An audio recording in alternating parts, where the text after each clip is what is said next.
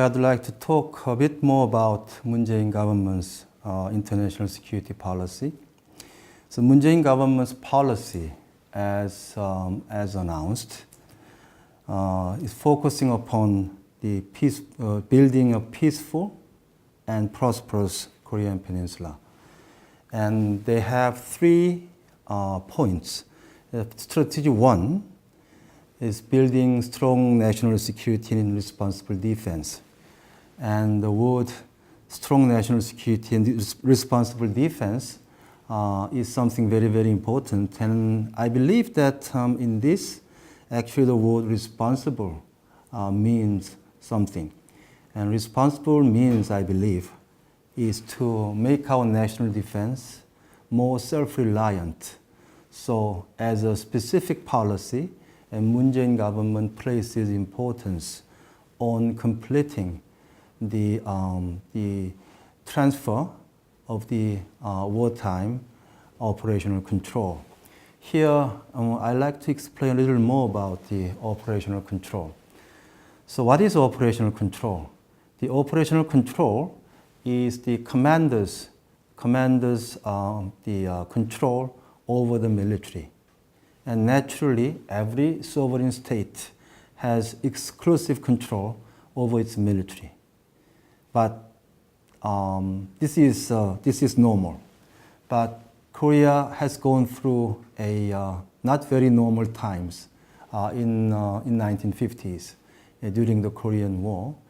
At that time, my country was attacked by North Korea in a large-scale surprise military action, and in 3 days we lost our capital, Seoul, and we were pushed back all the way down to the southern port of Busan. But before that, in July, in Daejeon, and then our president Lee Seung-man decided that for the purpose of efficiently and effectively running the battles against North Korean invaders, decided to write a letter according the operational control to the U.S. commander. So that was in 1950. We called that Daejeon Agreement. And after the end of the war, this state of affairs, the meaning that the United Nations commander having the operational control over ROK military continued for a long time until 1991, when President Roh Tae-woo decided that perhaps it's time for ROK and US to talk about operational control. And even at that time, the military tension was rather high, and so they decided to do the transfers stage by stage. So at the first stage, in the early 1990s, the peacetime operational control was transferred back to the Korean president. I have to emphasize that operational control doesn't mean that ROK president does not have the ultimate control over the ROK military. He does.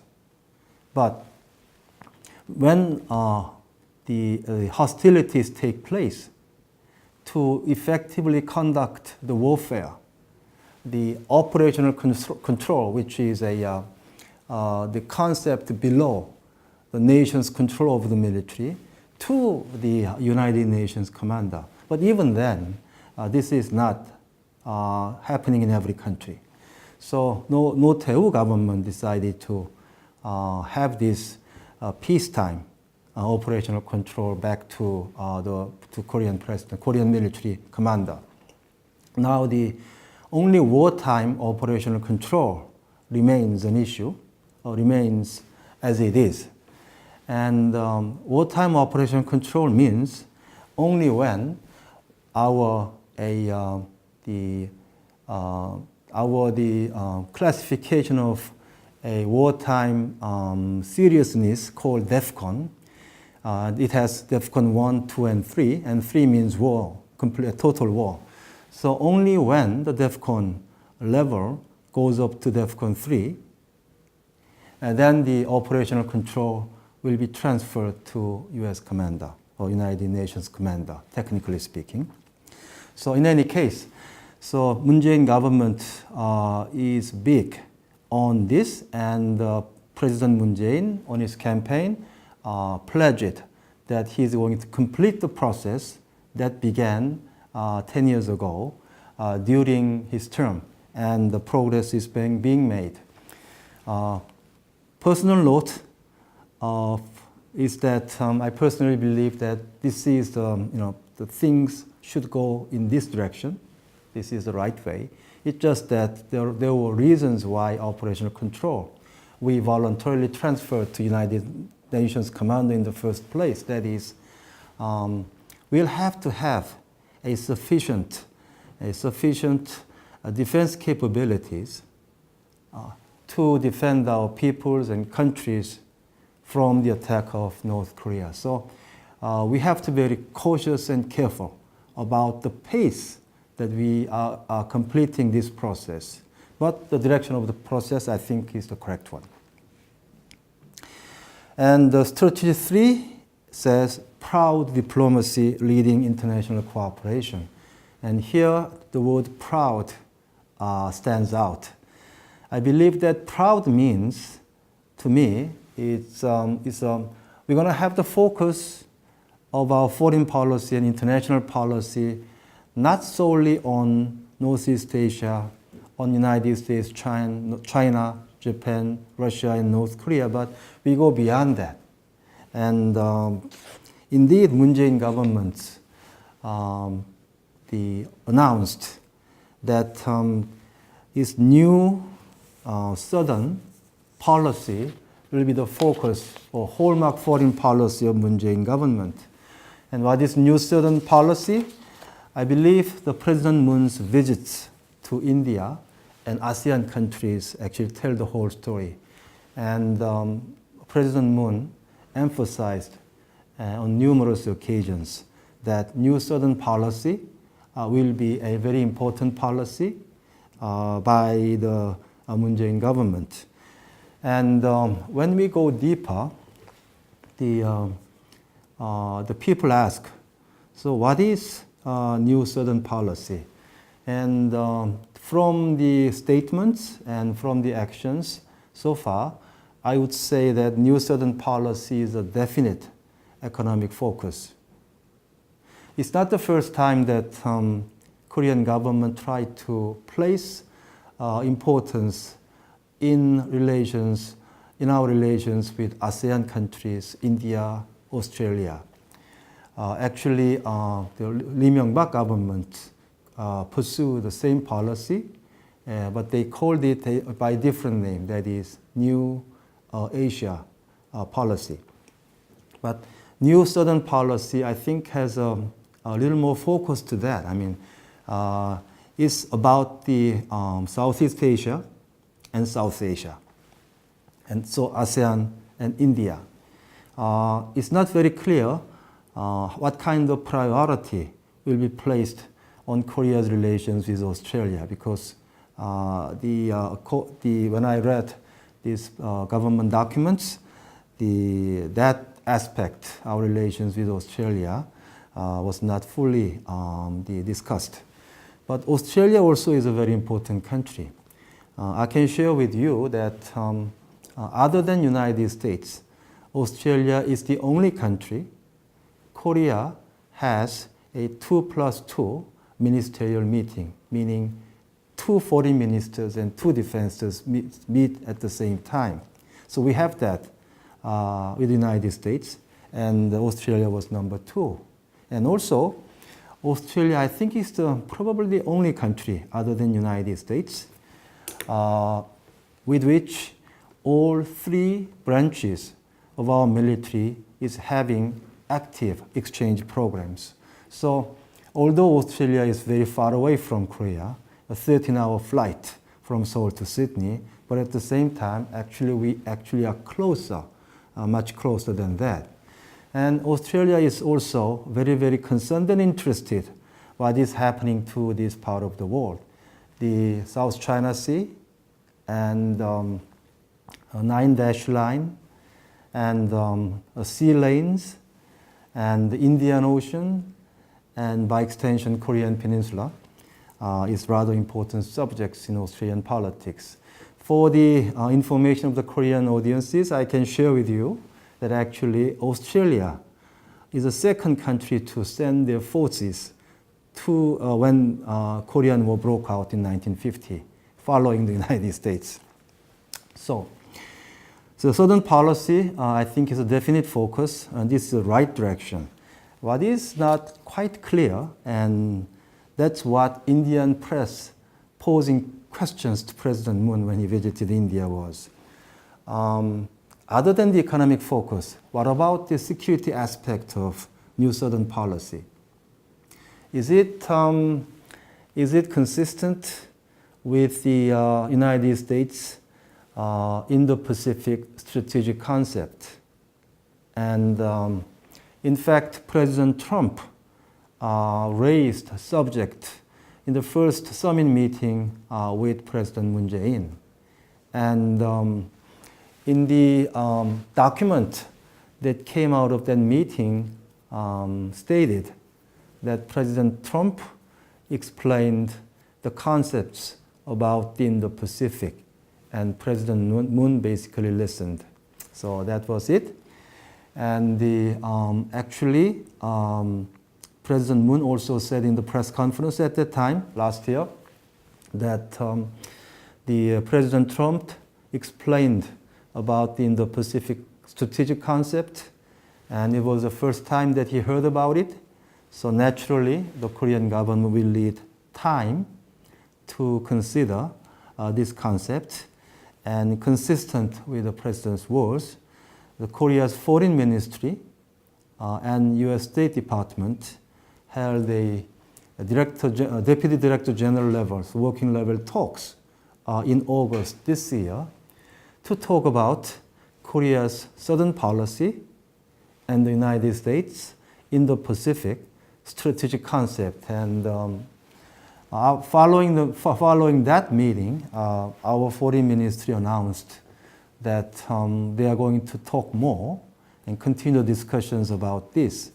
And then there was a consensus that came out of that meeting, and that is the both sides, United States and the ROK, believed that the Indo-Pacific and New Southern policy have several elements in common, and that is it has to be open, not closed.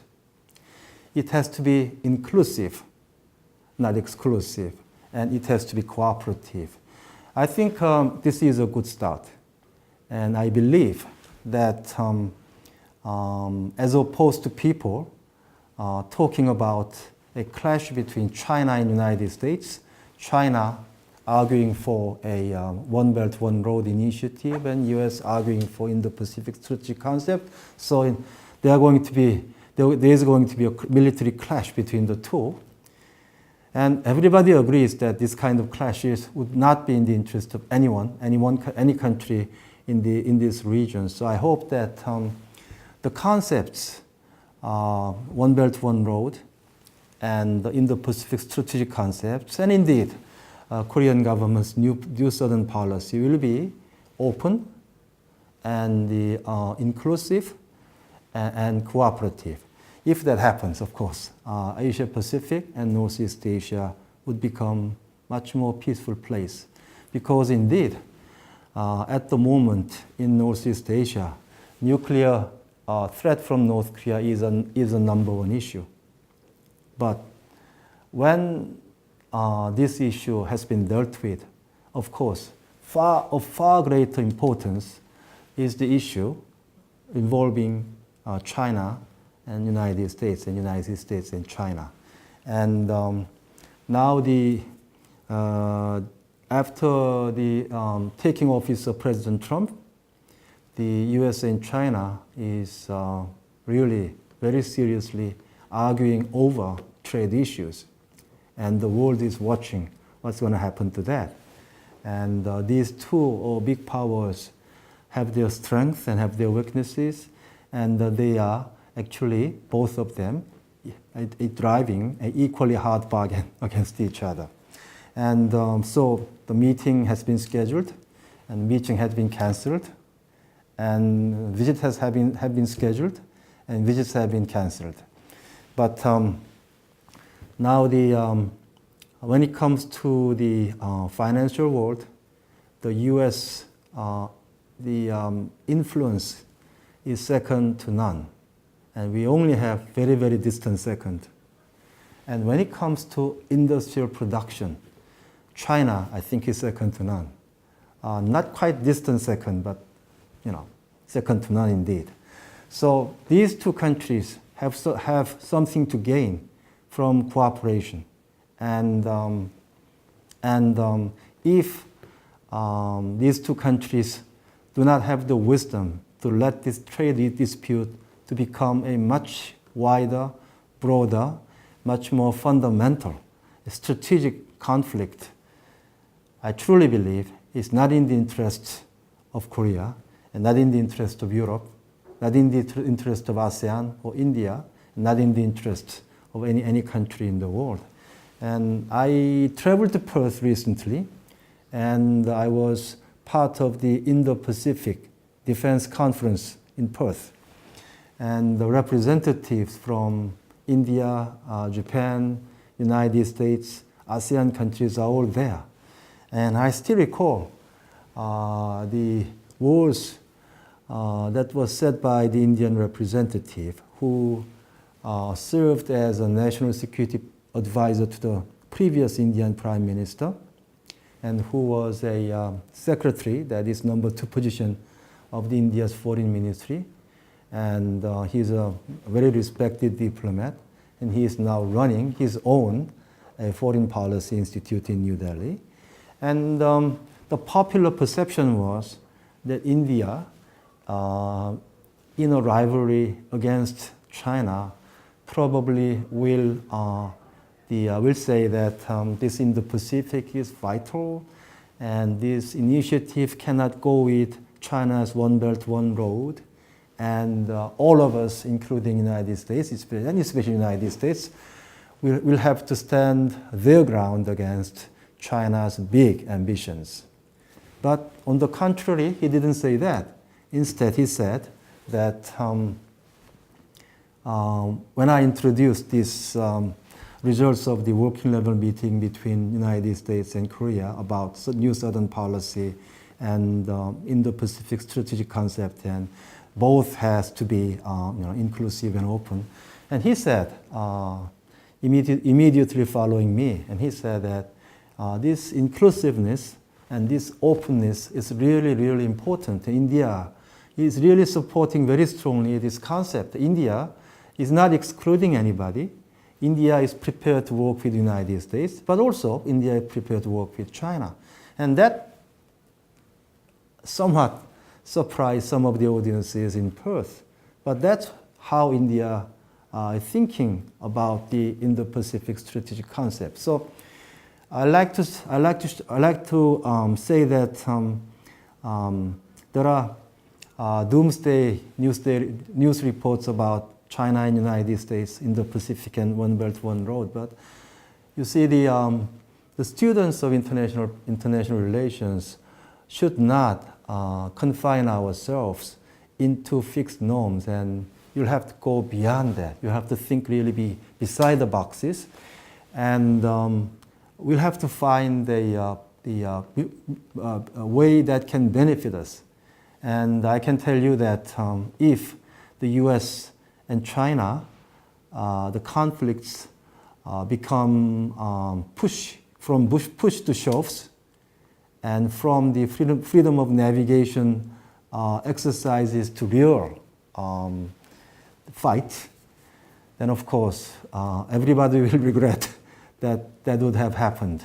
And the students of international relations think beyond that and try to find the solution to these problems. And finally, I hope that we shouldn't be trapped in fatalism. And fatalism is is anathema to creative thinking. The fatalism is a prison in which we confine ourselves in.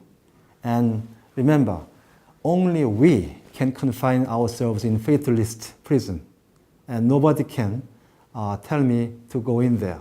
So I hope that we keep a broader perspective, and we keep the optimism, and we keep the things are not written in the sand or written in the stone, so I cannot do anything about it. I mean, that kind of negative thinking is not good, and that kind of negative thinking, unfortunately, is actually in the vogue in many of the capitals. I'm very concerned about it.